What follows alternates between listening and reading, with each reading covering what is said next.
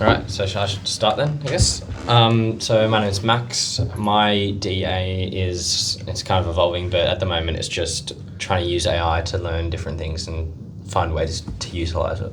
My name is Joel, and my digital artifact is a social media account where I open Pokemon cards with self-recorded background music, but it sort of just evolved into using AI to help me do different kinds of things. My name's Alex, and my DA is I've been creating a website to showcase my photography. Nice. My name's Lydia. My DA was a history Instagram account to make little videos about stuff, but I've completely changed track to rant media analysis thing on TikTok. My name is Alina, and my DA initially was exploring creative chaos and sort of doing like a storytelling of how my business evolved, but now it's more about who I am as a person and as an artist, and how I like try to apply authenticity into my own content. My name is Aris, and my DA is a YouTube channel documenting my study abroad life, as well as my trip to different cities around Australia. Hi, my name is Liana, and my digital artifact is a series of vlogs that capture my experience as an exchange student in Australia. I mainly focus on short content before this, but now I'm trying to cooperate more to long content. Cool. Should we figure out if we have any like common issues or like? Yeah. Does anyone have any like sort of specific issue that's really been bothering them lately? I wouldn't say I have like a specific issue, but like it's just like trying to get like motivated to actually do the DA. Yeah. Yeah, mine's. I feel like I'm the opposite. I just want to keep doing it all the time, and then I have like so much stuff on my phone and like so much content, and then I'm just like, what do I do with all of this? And it's very chaotic, but it's fine. I guess you're passionate about it then. I like mine's like it's changed a bunch from what it did at the start, because I want to try and find something that I want to keep doing instead of like forcing myself. That's exactly why mine's gone through such like.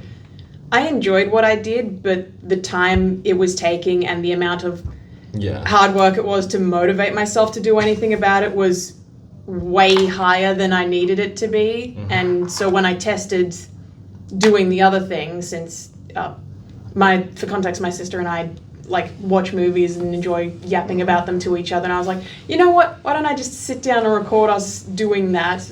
Her not on camera, me on the other side, but like. That was way more fun, and I've got way more ideas for it. It's basically just hanging out with my sister and recording it and then putting it out there, and it's not doing that much better than the content on the other one was, but I'm having way more fun making it, and it is doing slightly better, so that's good. Yeah, I think that was very much like at the core of my sort of DA. The whole idea was to just explore different things and like see what you enjoy doing, because it's always like easy to just, say it and be like, yes, I want to do this thing, but then when you actually go to do it, it might be quite daunting. So I think exploring even things that you might not be interested in is always a really good way to find some like new things that you might, be like passionate about.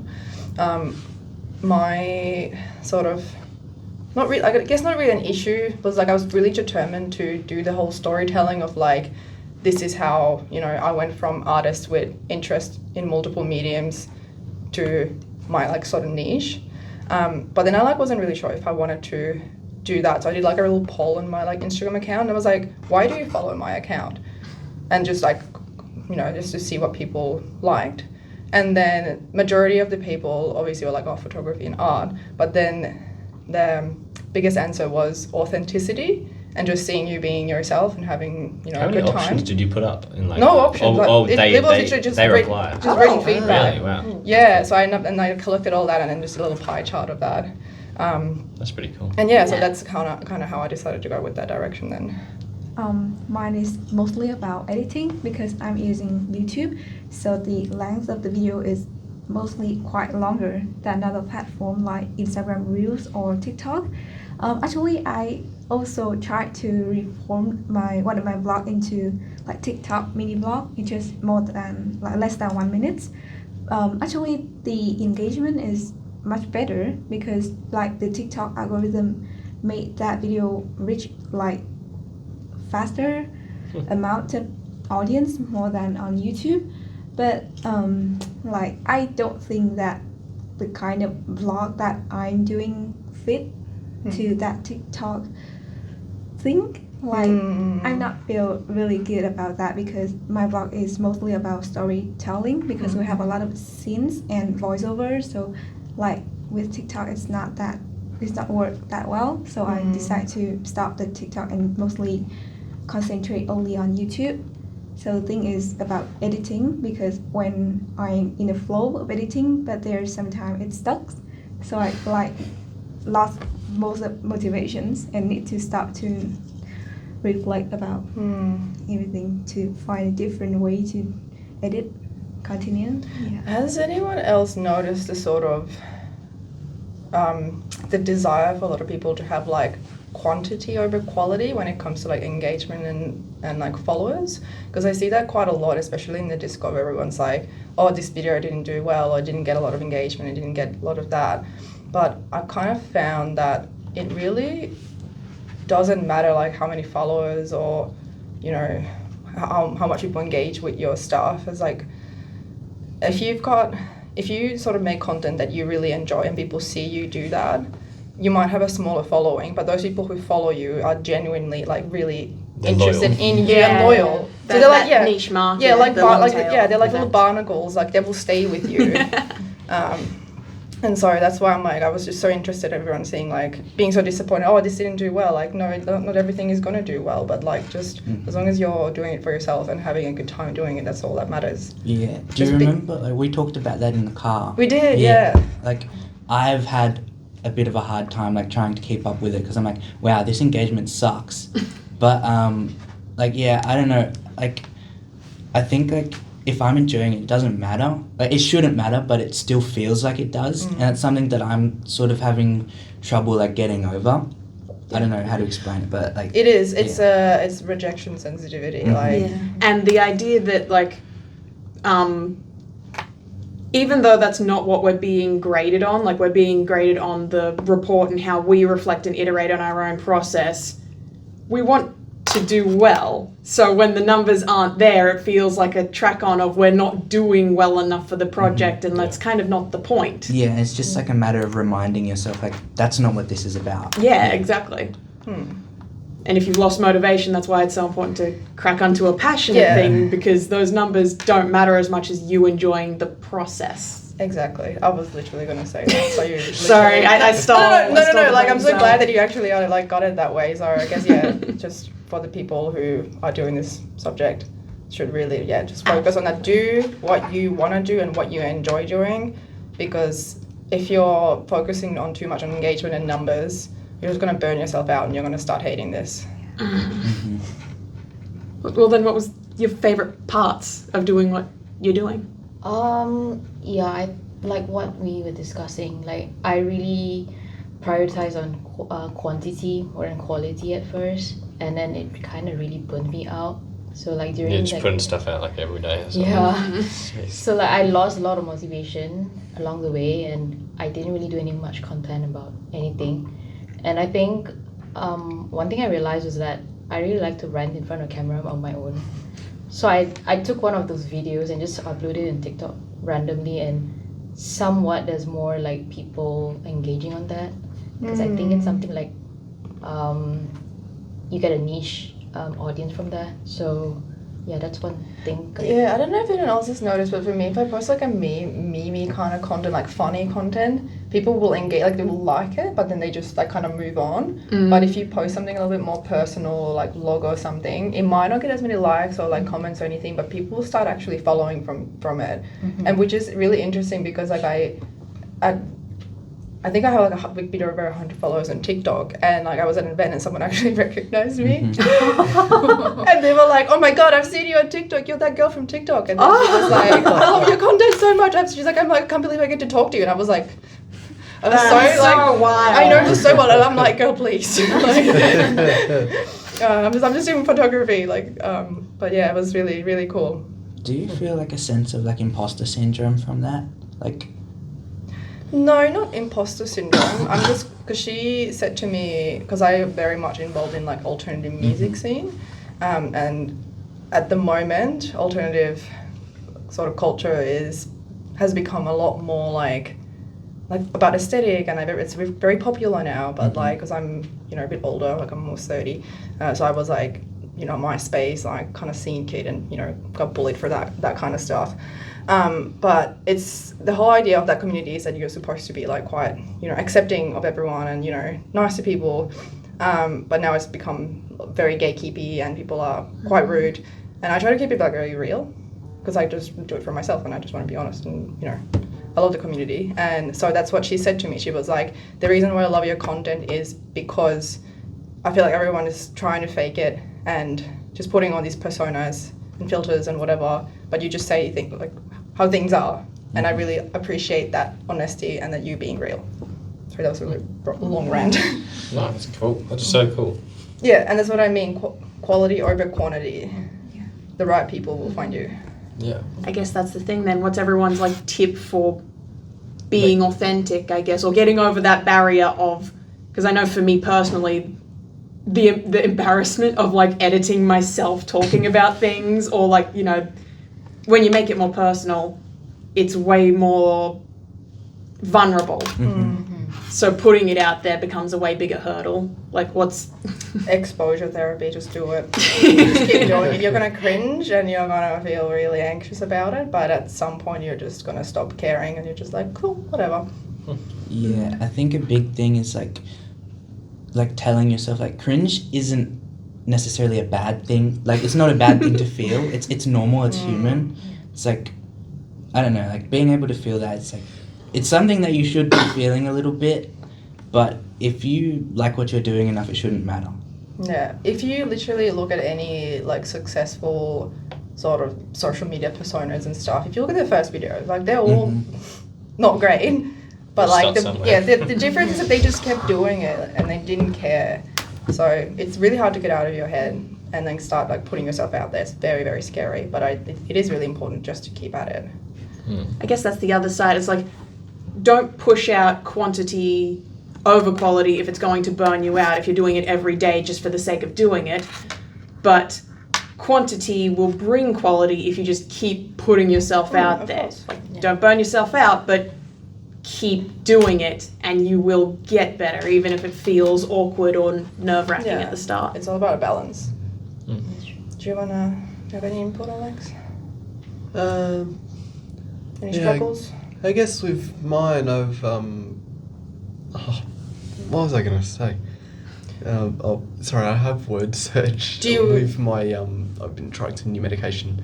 That's okay. Do you want to have a little think about it, and we'll come back to you in a second? I wrote it down. What was it? Yeah, I've been going back with my photography journey over the past decade. So that's been quite interesting to go back and look at some of my old photos, as I've been putting together my portfolio and stuff like that on my website. So it's definitely been reflecting. Yeah, it's definitely been quite interesting reflecting back on.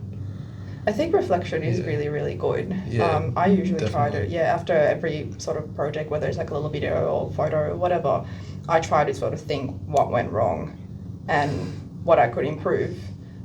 So I still post, like even if I hate, like I did a video and then it was like, the quality was like, and I tried like different things with it, and then there was nothing I couldn't go back and re-record it, so I still just had to push it out because it was a collab thing for, a client, so I was like, you know what, that's fine. But then, because you're going to make mistakes, but how else are you going to learn unless you make those mistakes and then reflect on it and then find other ways to, get around those problems. Yeah.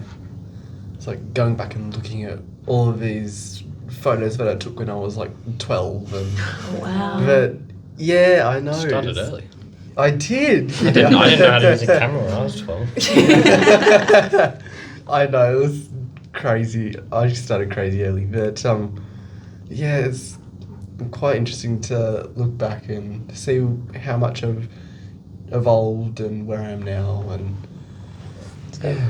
That's really good. Did you build like a story out of it in that sense in your head for the? Yeah, like I built a bit of I built an about page on my website about a bit of a evolution of where I started to where I am now, and Nice. How do you go about like putting all the photos actually up on the thing? Like, do you put them in order, or do you put all of them up there, or do you just pick certain ones? What's the? I mean, do you have a portfolio for your I page? do not have a portfolio. Basically, my Instagram is my portfolio. Yeah, true. Yeah. I was just asking. That's okay. With mine, the way I categorized it, so I'm part of a camera club. So the way that I did it, I've put a bunch of photos up as part of the camera club by year with what awards they've gotten. And then I've also just put together a portfolio based on 3 categories that I think that I'm best at photographing, that I've found looking back on all the photos that I've seen pretty consistent. So can I just ask, like, you said you're part of like a club, so does it mean like you've got sort of like a community as well that you're involved in? Like, yeah, definitely. Because that's something that like I think is also something that should be really emphasized, is the importance of networking, community, collaborating. Yeah, absolutely. You don't have to do everything by yourself. And like now pretty much all of my posts are now collab posts because I work with other people.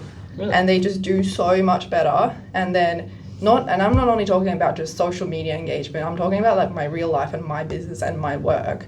So because I'm always out there and I keep making these connections, it's like a word of mouth. It'll be like, Elena's making this and this kind of stuff, you should really reach out to her. And then people talk, and then when you give a good impression to people and you work with them and you do great things together, your sort of network really expands. It has downsides of it too, because right now, because people know me as someone who has a lot of connections, I get people reaching out to me asking for favors in a really annoying way, so I feel used. So you got to be really careful to like balance it out. Like, don't burn yourself out and just give free stuff to people all the time. But yeah, network, find your people, find the right people. You can choose who you want to work with. You don't have to work with everyone, as long as you have your own community and the people that will back you up. That's all that matters. Yeah. That's really interesting. I was just trying to think about any other issues that I might have had. I've done like a lot of work in mine with just AI on its own, and I've wanted to use stuff like I don't know, Midjourney and stuff like that, or stuff you got to pay for, and I just haven't like had the chance really to. I don't know, like I can't afford to pay for AI. Have you guys had the problem with that, with like making vlogs? Like, I mean, to make a vlog, say you got to go out and do something. Do you think like any financial? Probably like impact? softwares. You want to get all the full subscriptions. You need to subscribe to it. Yeah. To all the video editors out there, DaVinci Resolve. I've got that right. Yeah. It's free. Yes. And currently I'm editing my vlog, like a trip to Melbourne, and it was like really a huge data, and it's really lag every time I link the hard the hard drive into that, and it's lag all the CapCut and all my MacBook when I need to wait like more than 30 minutes just to chill it down. So it takes Wait, a are lot you of editing time. it straight off the hard drive, or do you actually export them to your computer first? Because it's too big, so I cannot Put it on contain your computer. Yeah. because it's always editing straight from a hard drive is risky. Oh, also, well, although you do have UW, so you, if you go to OneDrive, I think you have like 5 terabytes of cloud storage. Like, but the time to Really? 1 minute left, by the way. Yeah. I guess one thing I would say though is that if you don't find some kind of success, or you reach out to the community and you're not quite getting it, and you're doing that sort of thing, like you're getting somewhere but you're not getting much of a somewhere, that's not a bad thing. These things are supposed to take time, and we are working with a really short time frame really for this sort of stuff, so the idea that you're supposed to see instant success. Yeah, instant gratification is a real problem. Most people do not get that. It takes very long time to get where you are. So it's not a bad thing if it doesn't happen. Yeah. Yeah, I don't think anyone should be discouraged by like low views. It's not. Absolutely. Does anyone have any other closing words? All right. Thank you guys. What was it that we said last time? Like and subscribe. Like and subscribe. Like and subscribe. Hit the bell.